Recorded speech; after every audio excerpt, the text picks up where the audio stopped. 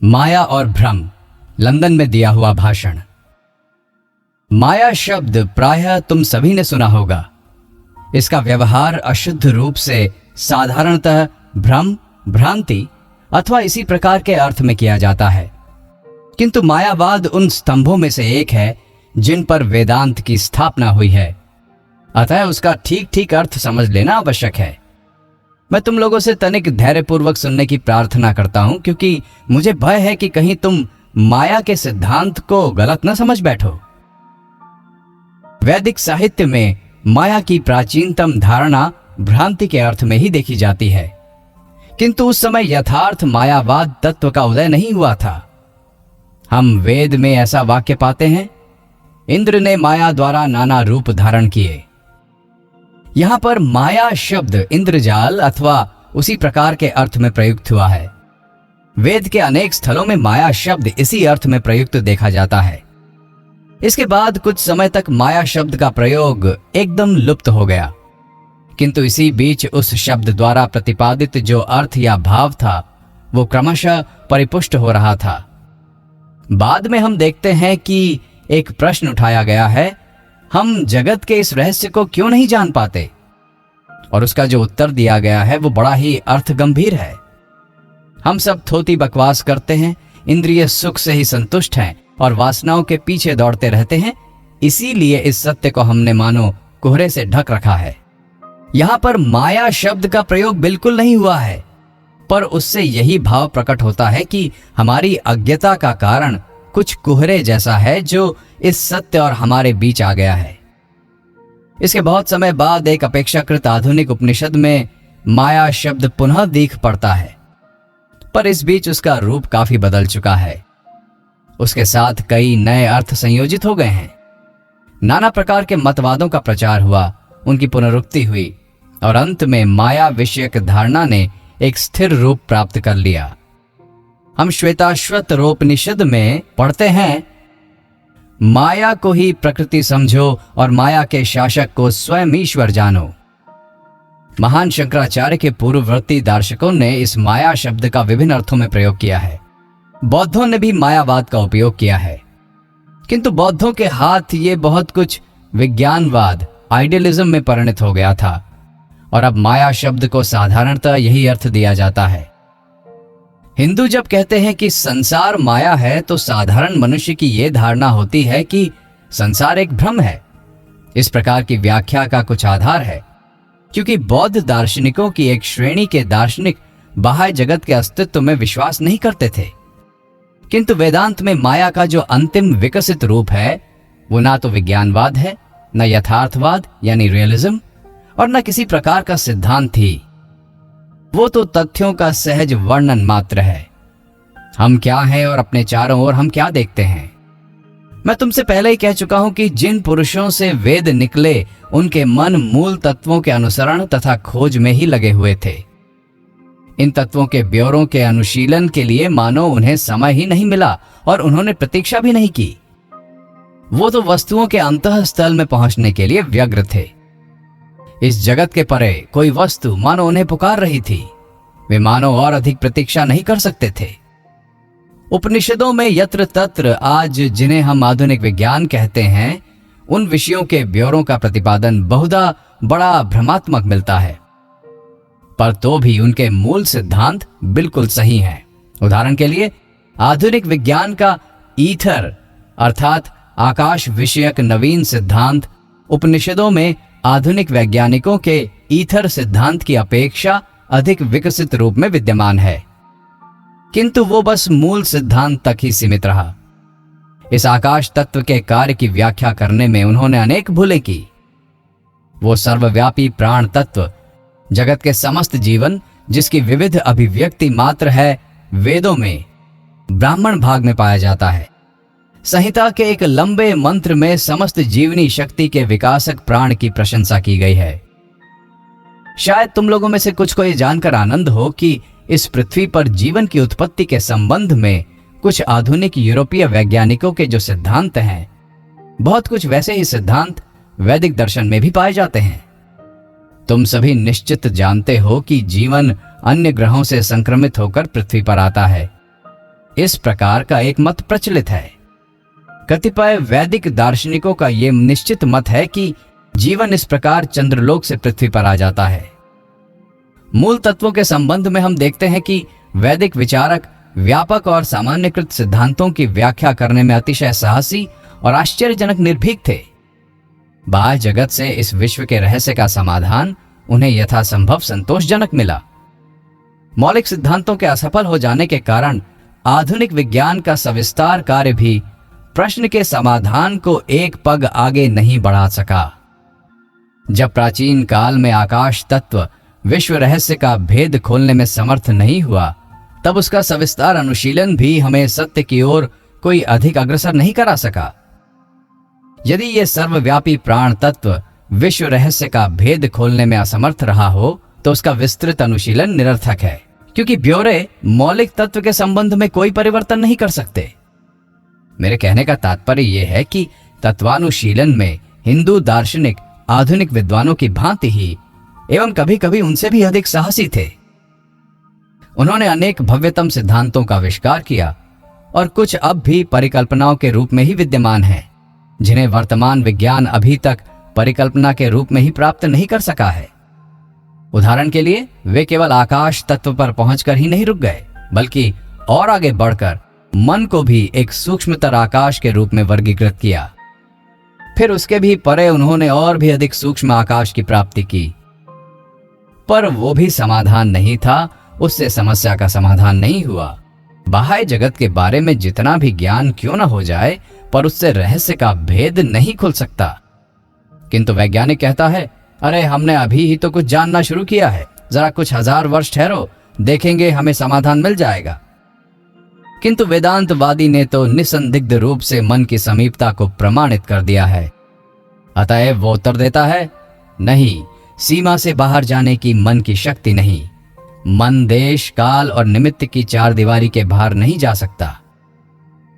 जिस प्रकार कोई भी व्यक्ति अपनी सत्ता को नहीं लांघ सकता, उसी प्रकार देश और काल के नियम ने जो सीमा खड़ी कर दी है, उसका अतिक्रमण करने की क्षमता किसी में नहीं। देश काल निमित्त संबंधी रहस्य को खोलने का प्रयत्न ही व्यर्थ है, क्योंकि इसकी चेष्टा करते ही इन तीनों की सत्ता स्वीकार करनी होगी। तब भला ये किस प्रकार संभव है? और ऐसा होने पर फिर जगत के अस्तित्व के कथन का अर्थ भी क्या है? इस जगत का अस्तित्व नहीं है, जगत मिथ्या है। इसका अर्थ क्या है? इसका यही अर्थ है कि उसका निरपेक्ष अस्तित्व नहीं है। मेरे, तुम्हारे और अन्य सबके मन के संबंध में इसका केवल सापेक्ष अस्तित्व है। हम 5 इंद्रियों द्वारा जगत को जिस रूप में प्रत्यक्ष करते हैं, यदि हमारे एक इंद्रिय और होती तो हम इसमें और भी कुछ अधिक प्रत्यक्ष करते, तथा और अधिक इंद्रिय संपन्न होने पर हम इसे और भी भिन्न रूप में देख पाते। अतएव इसकी यथार्थ सत्ता नहीं है, इसकी अपरिवर्तनीय अचल अनंत सत्ता नहीं है। पर इसको अस्तित्व शून्य या असत भी नहीं कहा जा सकता, क्योंकि वो तो वर्तमान है और इसमें तथा इसी के माध्यम से हम कार्य करते हैं। ये सत और असत का मिश्रण है। सूक्ष्म तत्वों से लेकर जीवन के साधारण दैनिक स्थूल कार्यों तक पर्यालोचना करने पर हम देखते हैं कि हमारा संपूर्ण जीवन एक विरोध है, सत और असत का एक मिश्रण है। ज्ञान के क्षेत्र में भी ये विरुद्ध भाव दिखाई पड़ता है। ऐसा प्रतीत होता है कि मनुष्य यदि जानना चाहे तो समस्त ज्ञान प्राप्त कर सकता है, पर 2-4 पग चलने के बाद ही उसे एक ऐसी अभेद्य दीवार दिखने में आती है जिसको लांघ जाना उसके वश के बाहर हो जाता है। उसके सभी कार्य एक परिधि के अंदर घूमते रहते हैं और वो इस परिधि को कभी लांघ नहीं सकता। उसके अंतरतम एवं प्रियतम रहस्य उसे समाधान के लिए दिन रात उत्तेजित करते रहते हैं, उसका आह्वान करते रहते हैं, पर उनका समाधान करने में वो असमर्थ है, क्योंकि वो अपनी बुद्धि के परे नहीं जा सकता। फिर भी वो इच्छा उसके भीतर गहरी जड़ें जमाए हुए है और इसका दमन और नियमन एकमात्र मंगलकर पथ है, ये भी हम अच्छी तरह जानते हैं। हमारे हृदय का प्रत्येक स्पंदन प्रत्येक निश्वास के साथ हमें स्वार्थी होने का आदेश देता है, पर दूसरी ओर एक पराशक्ति कहती है कि एकमात्र निस्वार्थता ही शुभ का साधन है। जन्म से ही प्रत्येक बालक आशावादी होता है। वो पहले सुनहरे स्वप्न देखता है, यौवन में वो और भी आशावादी हो जाता है। मृत्यु, पराजय अथवा अधोगति नाम की भी कोई चीज है, ये बात किसी युवक की समझ में आनी कठिन है। फिर बुढ़ापा आता है और जीवन एक विनाश की राशि मात्र हो जाता है। सुनहरे स्वप्न हवा में उड़ जाते हैं और मनुष्य निराशावादी हो जाता है। प्रकृति के थपेड़े खाकर हम बस इसी प्रकार दिशाहीन व्यक्ति की भांति एक छोर से दूसरे छोर तक दौड़ते रहते हैं। इस संबंध में मुझे बुद्ध की जीवनी ललित विस्तार का एक प्रसिद्ध गीत याद आता है। वर्णन इस प्रकार है कि बुद्ध ने मनुष्य जाति के परित्राता के रूप में जन्म लिया, किंतु जब राजप्रासाद की विलासिता में वे अपने को भूल गए, तब उनको जगाने के लिए देवदूतों ने एक गीत गाया जिसका मार्मिक अर्थ इस प्रकार है। हम एक प्रवाह में बहते चले जा रहे हैं, हम अविरत रूप से परिवर्तित हो रहे हैं, कहीं निवृत्ति नहीं है, कहीं विराम नहीं है। इसी प्रकार हमारा जीवन भी विराम नहीं जानता, अविरत चलता ही रहता है। तब फिर उपाय क्या है? जिसके पास खाने पीने की प्रचुर सामग्री है वो तो आशावादी हो जाता है, कहता है भय उत्पन्न करने वाले दुखों की बातें मत करो, संसार के दुख कष्ट की बातें मत सुनाओ। उसके पास जाकर यदि कहो सभी शुभ है तो वो कहेगा सचमुच मैं मजे में हूं, ये देखो कितने सुंदर घर में वास करता हूं, मुझे भूख या शीत का कोई भय नहीं, अतः मेरे सम्मुख ऐसे भयावह चित्र मत लाओ। पर दूसरी ओर कितने ही लोग ऐसे हैं जो शीत और अनाहार से मर रहे हैं। उनके पास यदि जाकर कहो कि सभी शुभ है तो वो तुम्हारी बात सुनेंगे ही नहीं। वे सारा जीवन दुख कष्ट से पिसते आ रहे हैं, उनके लिए सुख सौंदर्य और शुभ कहां?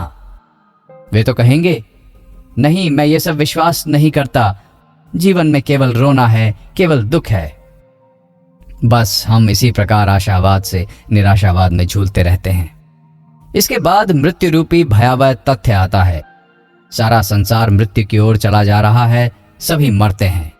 हमारी सभी प्रगति, हमारे व्यर्थ के आडंबर पूर्ण कार्यकलाप, हमारे समाज सुधार, हमारी विलासिता, हमारे ऐश्वर्य, हमारा ज्ञान, इन सब की मृत्यु ही एकमात्र गति है।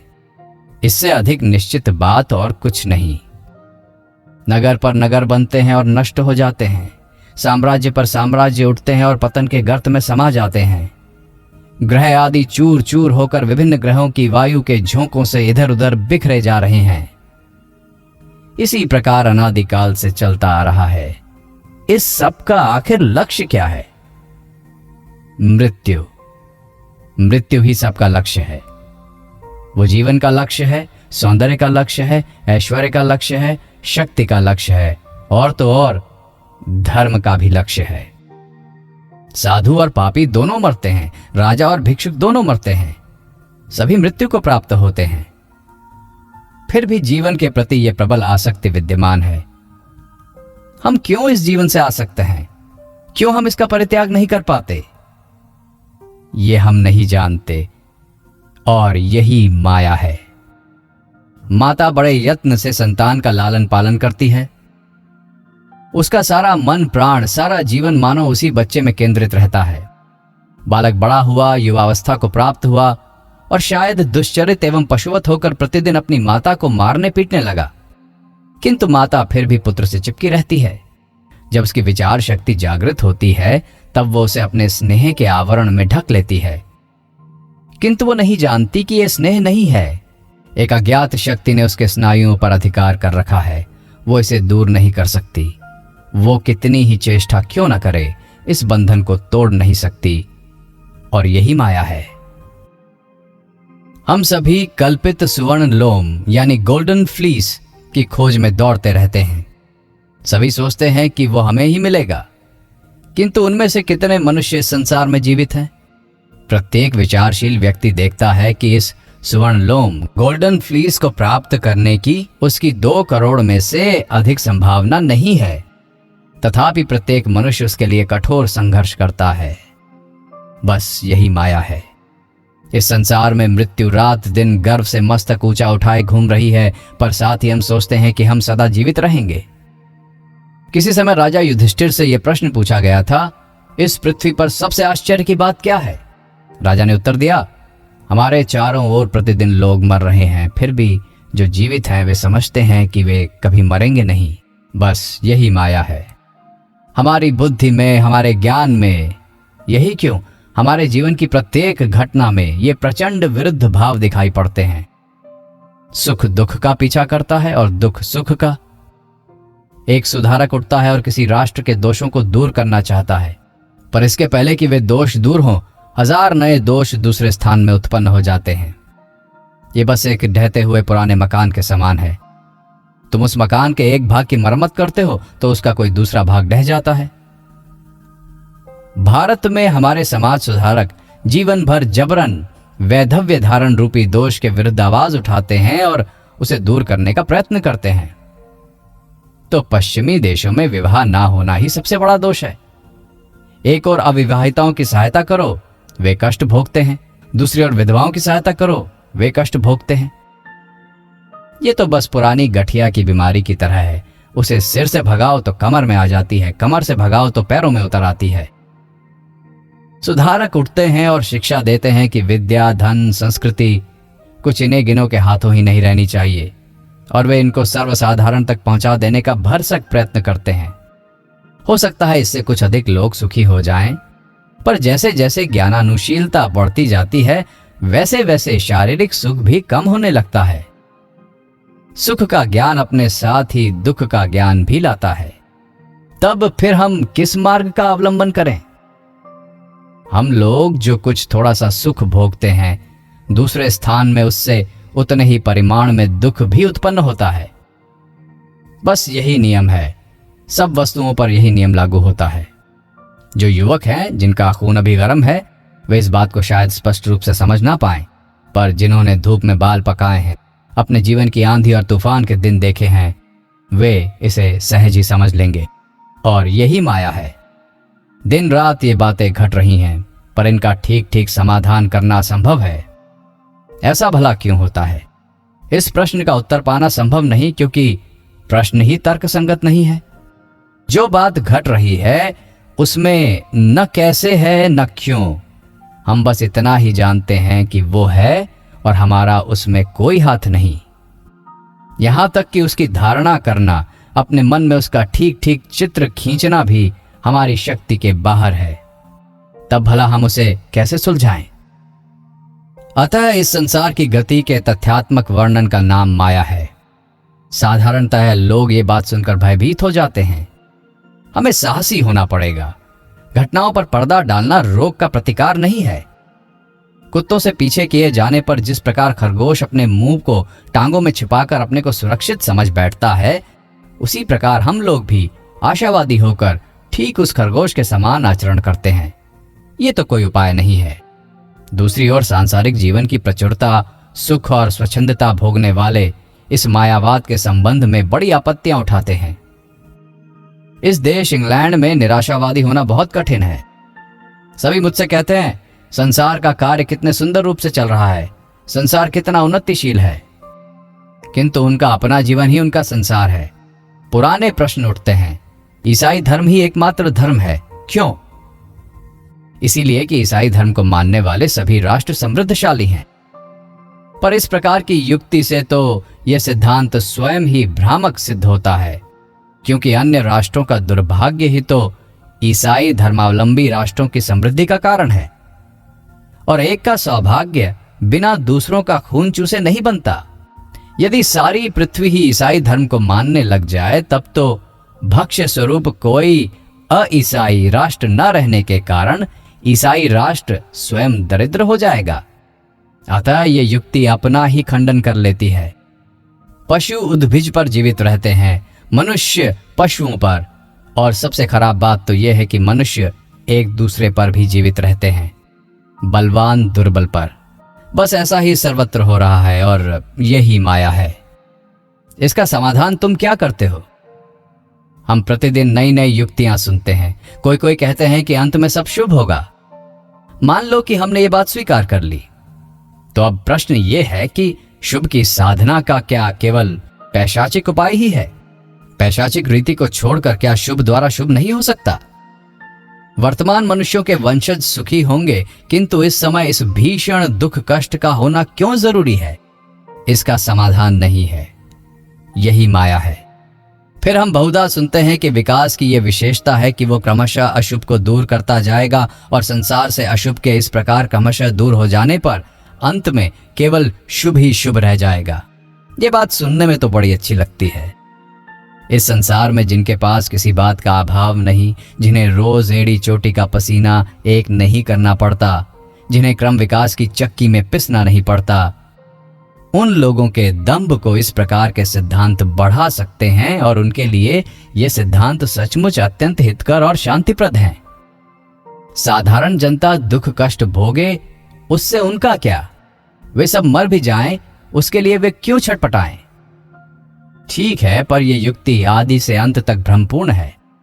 पहले तो इन लोगों ने बिना किसी प्रमाण के ही ये धारणा कर ली है कि संसार में अभिव्यक्त शुभ और अशुभ दोनों बिल्कुल निरपेक्ष सत्य हैं, और दूसरे इससे भी अधिक दोषयुक्त धारणा तो ये है कि शुभ का परिमाण क्रमशः बढ़ता जा रहा है और अशुभ क्रमशः घटता जा रहा है। अतएव एक समय ऐसा आएगा जब अशुभ का अश विकास द्वारा इस प्रकार घटते घटते अंत में बिल्कुल शून्य हो जाएगा और केवल शुभ ही बच जाएगा। ऐसा कहना तो बड़ा सरल है, पर क्या यह प्रमाणित किया जा सकता है कि अशुभ परिमाण में घटता जा रहा है? क्या अशुभ की भी क्रमशः वृद्धि नहीं हो रही है? उदाहरण के लिए एक जंगली मनुष्य को ले लो। वो मन का संस्कार करना नहीं जानता, एक अक्षर तक नहीं पढ़ सकता, लिखना किसे कहते हैं उसने कभी सुना तक नहीं। यदि उसे कोई गहरी चोट लग जाए तो वो शीघ्र ठीक हो जाता है। पर हम हैं जो खरोंच लगते ही मर जाते हैं। मशीनों से चीजें सुलभ और सस्ती होती जा रही हैं, उनसे उन्नति और विकास के मार्ग की बाधाएं दूर होती जा रही हैं, पर साथ ही एक के धनी होने के लिए लाखों लोग पिसे जा रहे हैं। उधर एक के धनी होने के लिए इधर हजारों लोग दरिद्र से दरिद्रतर होते जा रहे हैं और असंख्य मानव समूह गुलाम बनाया जा रहा है। संसार की रीति ही ऐसी है। पाशवी प्रकृति वाले मनुष्य इंद्रियों में जीवित रहता है। यदि उसे पर्याप्त भोजन ना मिले तो वो दुखी हो जाता है। यदि उसका शरीर अस्वस्थ हो जाए तो वो अपने को अभागा समझता है। इंद्रियों में ही उसके सुख और दुख दोनों का आरंभ और अंत होता है। जैसे जैसे वो उन्नति करता जाता है, जैसे जैसे उसके सुख की सीमा रेखा विस्तृत होती जाती है, वैसे वैसे उसका दुख भी उसी अनुपात में बढ़ता जाता है। जंगल में रहने वाला मनुष्य ईर्ष्या के वश में होना, कचहरी में जाना, नियमित रूप से कर अदा करना, समाज द्वारा निंदित होना, ये सब नहीं जानता। पैशाचिक मानव प्रकृति से उत्पन्न भीषण अत्याचार से अहर्निश शासित होना, जो एक दूसरे के हृदय के गुप्त से गुप्त भावों का अन्वेषण करने में लगा हुआ है, वो नहीं जानता।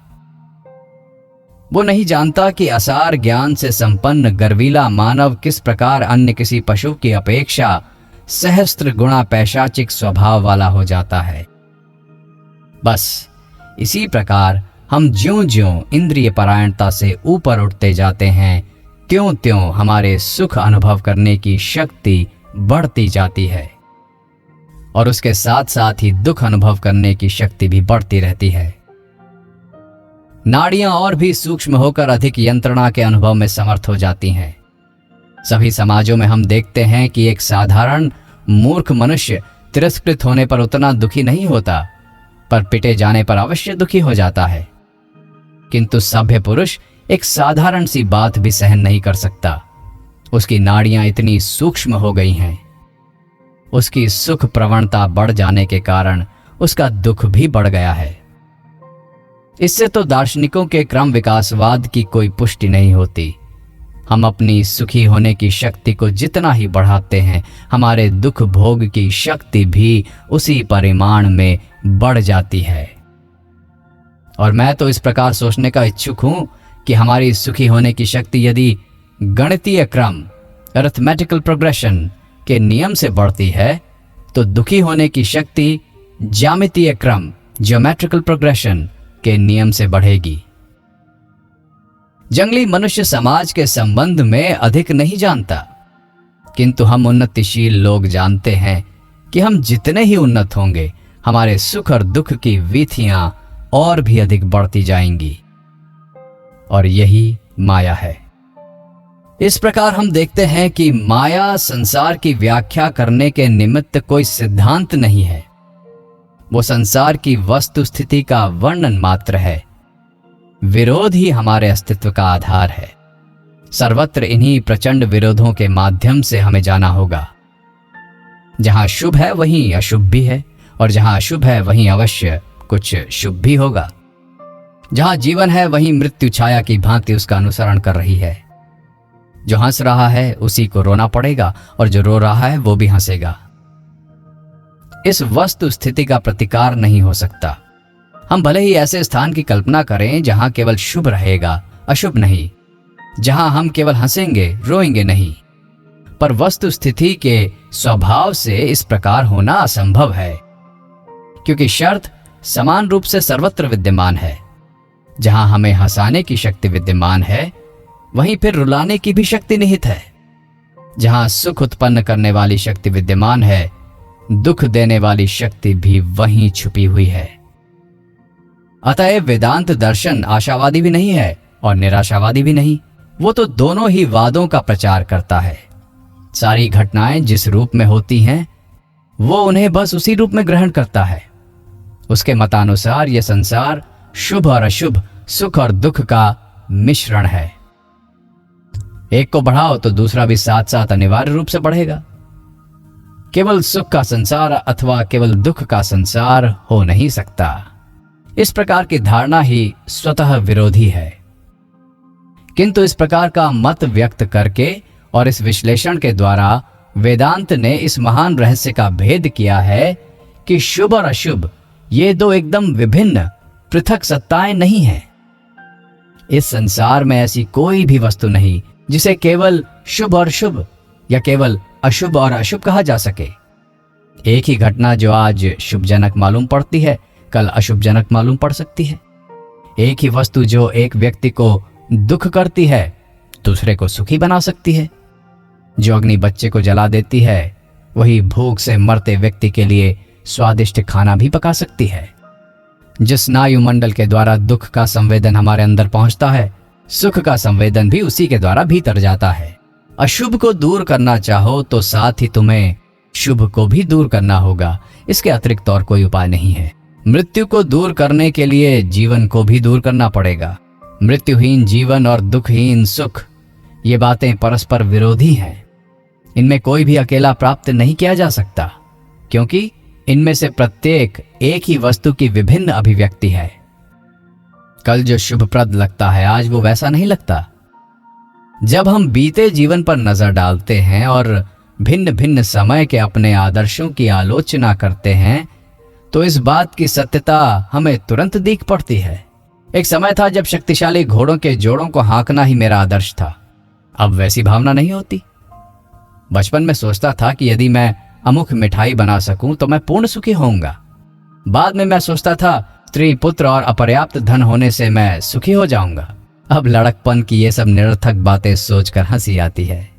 वेदांत कहता है कि एक समय ऐसा अवश्य आएगा जब हम पीछे नजर डालेंगे और उन आदर्शों पर हंसेंगे जिनके कारण अपने इस शुद्र व्यक्तित्व का त्याग करते हम में भय का संचार होता है। सभी अपनी अपनी देह की रक्षा करने में व्यस्त हैं। कोई भी उसे छोड़ना नहीं चाहता। हम सोचते हैं कि इस देह की अनियत समय तक रक्षा कर लेने से हम अत्यंत सुखी होंगे, पर समय आने पर हम इस बात पर भी हंसेंगे। अतएव यदि हमारी वर्तमान अवस्था सत्य भी ना हो और असत्य भी नहीं, पर दोनों का मिश्रण हो, दुख भी ना हो और सुख भी नहीं, पर दोनों का मिश्रण हो, अर्थात हम यदि ऐसे निराशाजनक अंतर्विरोध की स्थिति में हो, तो फिर वेदांत तथा अन्य दर्शन शास्त्र और धर्म मत आदि की क्या आवश्यकता है? और सर्वोपरि शुभ कर्म आदि करने का भी भला क्या प्रयोजन है? यही प्रश्न मन में उठता है। यदि यह सत्य है कि तुम अशुभ किए बिना शुभ नहीं कर सकते और सुख उत्पन्न करने का प्रयत्न करने पर भी घोर दुख बना ही रहता हो, तो लोग तुमसे पूछेंगे शुभ करने की आवश्यकता ही क्या? इसका उत्तर यह है कि पहले तो हमें दुख को कम करने के लिए कर्म करना ही चाहिए, क्योंकि स्वयं सुखी होने का यही एकमात्र उपाय है। हम में से प्रत्येक अपने जीवन में देर सवेर इस बात की यथार्थता समझ लेते हैं। तीक्ष्ण बुद्धि वाले कुछ शीघ्र समझ जाते हैं और मंद बुद्धि वाले कुछ देरी से। मंद बुद्धि वाले कड़ी यातना भोगने के बाद इसे समझ पाते हैं, तो तीक्ष्ण बुद्धि वाले थोड़ी ही यातना भोगने के बाद। और दूसरे, यद्यपि हम जानते हैं कि ऐसा समय कभी ना आएगा जब यह संसार केवल सुख से भरा रहेगा और दुख बिल्कुल ना रहेगा, फिर भी हमें यही कार्य करना होगा। अंतर विरोध से बचने के लिए यही एकमात्र उपाय है। ये दोनों शक्तियां, शुभ एवं अशुभ, संसार को जीवित रखेंगी। और अंत में एक दिन ऐसा आएगा जब हम स्वप्न से जाग जाएंगे और ये सब मिट्टी के घरौंदे बनाना बंद कर देंगे। हमें यह शिक्षा ही लेनी होगी और इसके लिए समय भी बहुत बहुत लग जाएगा। जर्मनी में इस आधार पर कि असीम ससीम हो गया है, दर्शन शास्त्र रचने की चेष्टा की गई। इंग्लैंड में अब भी इस प्रकार की चेष्टा चल रही है, पर इन सब दार्शनिकों के मत का विश्लेषण करने पर यही पाया जाता है कि असीम अपने को जगत में व्यक्त करने की चेष्टा कर रहा है और एक समय आएगा जब वो ऐसा करने में सफल हो जाएगा। बहुत ठीक है कि हमने असीम, विकास, अभिव्यक्ति आदि दार्शनिक शब्दों का भी प्रयोग किया, किंतु ससीम किस प्रकार असीम को पूर्ण रूप से व्यक्त कर सकता है, इस कथन का न्याय संगत मौलिक आधार क्या है, ये प्रश्न दार्शनिक स्वभावतः ही पूछ सकते हैं। निरपेक्ष और असीम केवल उपाधि द्वारा ही ये जगत हो सकता है। जो कुछ इंद्रिय, मन और बुद्धि के माध्यम से आएगा उसे स्वतः ही सीमाबद्ध होना पड़ेगा। अतएव ससीम का असीम होना नितांत असंगत है, ऐसा हो नहीं सकता। दूसरी ओर वेदांत कहता है ये ठीक है कि निरपेक्ष या असीम अपने को ससीम रूप में व्यक्त करने की चेष्टा कर रहा है, किंतु एक समय ऐसा आएगा जब इस प्रयत्न को असंभव जानकर उसे पीछे लौटना पड़ेगा। ये पीछे लौटना ही धर्म का यथार्थ आरंभ है, जिसका अर्थ है वैराग्य। आधुनिक मनुष्य से वैराग्य की बात कहना अत्यंत कठिन है। अमेरिका में मेरे बारे में लोग कहते थे कि मैं 5000 वर्ष तक मृत और विस्मृत एक देश से आकर वैराग्य का उपदेश दे रहा हूं। इंग्लैंड के दार्शनिक भी शायद ऐसा ही कहें, पर यह भी सत्य है कि धर्म का एकमात्र पथ यही है, त्याग दो और विरक्त बनो। ईसा ने क्या कहा है? जो मेरे निमित्त अपने जीवन का त्याग करेगा वही जीवन को प्राप्त करेगा। पूर्णता की प्राप्ति के लिए त्याग ही एकमात्र साधन है, इसकी शिक्षा उन्होंने बारंबार दी है। ऐसा समय आता है जब अंतरात्मा इस लंबे विषादमय स्वप्न से जाग उठती है। बच्चा खेलकूद छोड़कर अपनी माता के निकट लौट जाने को अधीर होता है। तब उस उक्ति की यथार्थता सिद्ध होती है। वासना के उपभोग से कभी वासना की निवृत्ति नहीं होती, वरन घृत आहुति के द्वारा अग्नि के समान वो तो और भी बढ़ जाती है। इंद्रिय विलास, बौद्धिक आनंद और जहां तक हो सके मानवता का उपभोग्य सब प्रकार के सुख के संबंध में ये लागू होता है। सभी मिथ्या है, सभी माया के अधीन है, सभी इस संसार के बंधन के अंतर्गत है। हम उसके परे नहीं जा सकते।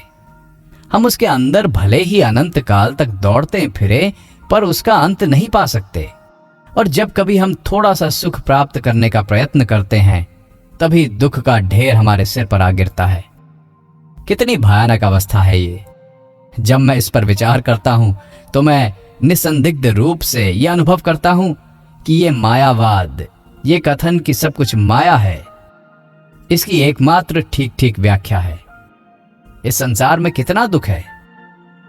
यदि तुम विभिन्न देशों में भ्रमण करो तो तुम समझ सकोगे कि एक राष्ट्र अपने दोषों को एक उपाय के द्वारा दूर करने की चेष्टा कर रहा है, तो दूसरा राष्ट्र किसी अन्य उपाय द्वारा। एक ही दोष को विभिन्न राष्ट्रों ने विभिन्न उपायों से दूर करने का प्रयत्न किया है, पर कोई भी कृतकार्य न हो सका। यदि किसी स्थान पर दोष कुछ कम हो भी गया, तो किसी दूसरे स्थान पर दोषों का एक बड़ा ढेर लग जाता है। बस ऐसा ही चलता रहता है। हिंदुओं ने अपने जातीय जीवन में सतीत्व धर्म को पुष्ट करने के लिए बाल विवाह के प्रचलन द्वारा अपनी संतान को और धीरे धीरे सारी जाति को अधोगामी कर दिया है। पर इस बात को भी मैं अस्वीकार नहीं कर सकता कि बाल विवाह ने हिंदू जाति को सतीत्व धर्म से विभूषित किया है। तुम क्या चाहते हो यदि जाति को सतीत्व धर्म से थोड़ा बहुत विभूषित करना चाहो तो इस भयानक बाल विवाह द्वारा सारे स्त्री पुरुषों को शारीरिक दृष्टि से दुर्बल करना पड़ेगा। दूसरी ओर, क्या तुम्हारी स्थिति इंग्लैंड में कुछ भी अच्छी है? नहीं, क्योंकि सतीत्व ही तो राष्ट्र का जीवन है। क्या तुमने इतिहास में नहीं पढ़ा कि असतित्व या व्यभिचार देश की प्रथम मृत्यु चिन्ह है? जब यह किसी राष्ट्र में प्रवेश कर जाता है तो समझना कि उसका विनाश निकट आ गया है। इन सब दुखजनक प्रश्नों का समाधान कहां मिलेगा? यदि माता पिता अपनी संतान के लिए वर वधू का निर्वाचन करें तो ये दोष कम हो सकता है। भारत की बेटियां भावुक होने की अपेक्षा अधिक व्यावहारिक होती हैं, किंतु उनके जीवन में फिर कविता बहुत कम रह जाती है। फिर यदि लोग स्वयं पति और पत्नी का निर्वाचन करते हैं तो इससे भी उन्हें कोई अधिक सुख नहीं मिलता। भारतीय नारियां साधारणतः अधिक सुखी हैं। स्त्री और स्वामी के बीच कलह अधिक नहीं होता। दूसरी ओर अमेरिका में, जहां स्वाधीनता की अधिकता है, सुखी परिवार बहुत कम देखने में आते हैं। दुख यहां वहां सभी जगह है। इससे क्या सिद्ध होता है? यही कि इन सब आदर्शों के द्वारा अधिक सुख प्राप्त नहीं हो सकता। हम सभी सुख के लिए उत्कट संघर्ष कर रहे हैं, पर एक और कुछ सुख प्राप्त करने के पहले ही दूसरी ओर दुख आ बैठता है। तब क्या हम कोई शुभ कर्म ना करें? अवश्य करें, और पहले की अपेक्षा अधिक उत्साहित होकर हम ऐसा करें। इन बातों के ज्ञान से इतना होगा कि हमारी धर्मांधता, कट्टरता नष्ट हो जाएगी। तब अंग्रेज लोग हठधर्मी नहीं होंगे और हिंदू की ओर उंगली नहीं उठाएंगे। तब वे विभिन्न देशों के रीति रिवाजों का आदर करना सीखेंगे। धर्मांधता कम होगी, यथार्थ कार्य अधिक होगा। धर्मांध अधिक कार्य नहीं कर पाता, वो अपनी शक्ति का 3/4 व्यर्थ ही नष्ट कर देता है। जो धीर प्रशांत चित्त काम के आदमी कहे जाते हैं वे ही कर्म करते हैं। अतः इस धारणा से कार्य करने की शक्ति अधिक बढ़ जाएगी, ये जान लेने से कि वस्तु स्थिति ऐसी ही है, हमारी तितिक्षा अधिक होगी। दुख और अशुभ के दृश्य हमें हमारे संतुल से च्युत न कर सकेंगे और छाया के पीछे पीछे दौड़ा ना सकेंगे। अतएव ये जानकर कि संसार की गति ही अपने नियम के अनुसार ऐसी है, हम धैर्यवान बनेंगे। उदाहरण के लिए, यदि सभी मनुष्य सत्य हो जाएं, पशु भी क्रमशः मनुष्यत्व प्राप्त कर इन्हीं अवस्थाओं में से होकर गुजरेंगे और वनस्पतियों की भी यही दशा होगी। पर केवल एक बात निश्चित है, ये महती नदी प्रबल वेग से समुद्र की ओर बह रही है और ऐसा समय आएगा जब नदी के सभी जल कण उस अनंत सागर के वक्ष स्थल में समा जाएंगे। अतएव ये निश्चित है कि जीवन सारे दुख और क्लेश, आनंद, हास्य और क्रंदन के साथ उस अनंत सागर की ओर प्रबल वेग से प्रवाहित हो रहा है और ये केवल समय का प्रश्न है जब तुम, मैं, जीव, उद्भिद और सामान्य जीवाणु कण तक जो जहां पर है, सब कुछ उसी अनंत जीवन समुद्र में मुक्ति और ईश्वर में आ पहुंचेगा।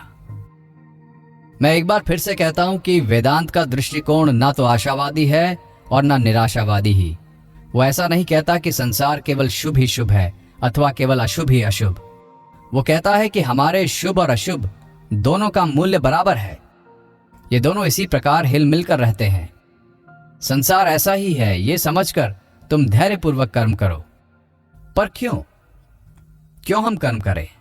यदि घटना चक्र ही इसी प्रकार का हो तो हम क्या करें? हम अज्ञेयवादी क्यों न हो जाएं? आजकल के अज्ञेयवादी भी तो कहते हैं कि इस समस्या का कोई समाधान नहीं है। वेदांत की भाषा में कहेंगे कि इस माया पाश से छुटकारा नहीं है। अतएव संतुष्ट रहो और जीवन का भोग करो। पर यहां भी फिर एक भूल, एक भयंकर भूल, एक अत्यंत असंगत भ्रम है, और वो ये है, जीवन से तुम क्या समझते हो? क्या जीवन शब्द से तुम केवल 5 इंद्रियों में आबद्ध जीवन को ही लेते हो? यदि ऐसा हो तो हम पशुओं से अधिक कोई भिन्न नहीं है। किंतु मुझे विश्वास है कि यहां बैठे हुए लोगों में से एक भी ऐसा नहीं है जिसका जीवन संपूर्ण रूप से केवल इंद्रियों में आबद्ध हो। अतएव हमारे वर्तमान जीवन का अर्थ इंद्रियों की अपेक्षा और भी कुछ अधिक है। हमारे सुख दुख का अनुभव हमारे विचार और हमारी आकांक्षाएं भी तो हमारे जीवन के अंग हैं। और उस महान आदर्श, उस पूर्णता की ओर अग्रसर होने का कठोर संघर्ष भी कि हम जिसे जीवन कहते हैं, उसका एक अत्यंत गुरुत्वपूर्ण उपादान नहीं है। अज्ञेयवादी कहते हैं कि जीवन जैसा है बस वैसा ही उसका भोग करो, पर इस जीवन का अर्थ है सर्वोपरि इस आदर्श की ओर ये अन्वेषण। जीवन का सार ही है पूर्णता की ओर जाना। हमें इसी को प्राप्त करना होगा। अतएव हम अज्ञेयवादी नहीं हो सकते और संसार जिस प्रकार प्रतीत हो रहा है हम उसे ग्रहण नहीं कर सकते। अज्ञेयवादी तो जीवन के आदर्शात्मक उपादान को छोड़कर अवशिष्ट अंश को ही सर्वस्व मानते हैं और अज्ञेयवादी का दावा है कि इस आदर्श तक नहीं पहुंचा जा सकता, अतः अवश्य इसका अन्वेषण त्याग देना है। बस इस प्रकृति, इस जगत को ही माया कहते हैं। सभी धर्म इसी प्रकृति के बंधन को तोड़ने की अल्पाधिक चेष्टा कर रहे हैं, चाहे देवोपासना द्वारा हो, चाहे प्रतीकोपासना द्वारा, चाहे दार्शनिक विचारों द्वारा हो, अथवा देव चरित्र, प्रेत चरित्र, साधु चरित्र, ऋषि चरित्र, महात्मा चरित्र अथवा अवतार चरित्र की सहायता से अनुष्ठित हो। सभी धर्मों का, चाहे वो विकसित हो चाहे अविकसित, उद्देश्य एक ही है, सभी सीमाओं के परे जाना। संक्षेप में, सभी धर्म मुक्ति की ओर अग्रसर होने का कठोर प्रयत्न कर रहे हैं। जाने या अनजाने मनुष्य समझ गया है कि वो बद्ध है।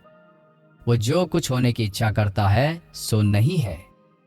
जिस क्षण से उसने अपने चारों ओर दृष्टि फेरी, उसी क्षण से उसे ये ज्ञान हो गया। उसी क्षण से उसे अनुभव हो गया कि वो बद्ध है और उसने ये भी जाना कि इस बंधन से जकड़ा हुआ कोई मानो उसके भीतर विद्यमान है, जो देह के भी परे कहीं स्थान में उड़ जाना चाहता है। संसार के उन निम्नतम धर्मों में भी, जहां दुर्दांत नृशंस आत्मियों के घरों में लुक छुप कर फिरने वाले, हत्या और सुराप्रिय मृत पितरों या अन्य भूत प्रेतों की पूजा की जाती है, हम मुक्ति का ये भाव पाते हैं। जो लोग देवताओं की उपासना करते हैं वे उन देवताओं को अपनी अपेक्षा अधिक स्वाधीन देखते हैं। उनका ऐसा विश्वास रहता है कि द्वार बंद होने पर भी देवता लोग घर की दीवारों को भेद कर आ सकते हैं। दीवारें उनके मार्ग में बाधा नहीं डाल सकती। मुक्ति का ये भाव क्रमशः बढ़ते बढ़ते अंत में सगुण ईश्वर के आदर्श में परिणत हो जाता है। इस आदर्श का केंद्रीय भाव ये है कि ईश्वर प्रकृति के बंधन के परे, माया के परे है। मैं मानो अपने मन चक्षु के सामने भारत के उन प्राचीन आचार्यों को अरण्य स्थित आश्रम में इन्हीं सब प्रश्नों पर विचार विमर्श करते देख रहा हूं। वयोवृद्ध और अत्यंत पवित्र महर्षि भी इन प्रश्नों का समाधान करने में असमर्थ हो रहे हैं, पर एक युवक उनके बीच खड़ा हो घोषणा करता है, हे अमृत के पुत्रों सुनो, हे दिव्य धाम के निवासी सुनो, मुझे मार्ग मिल गया है।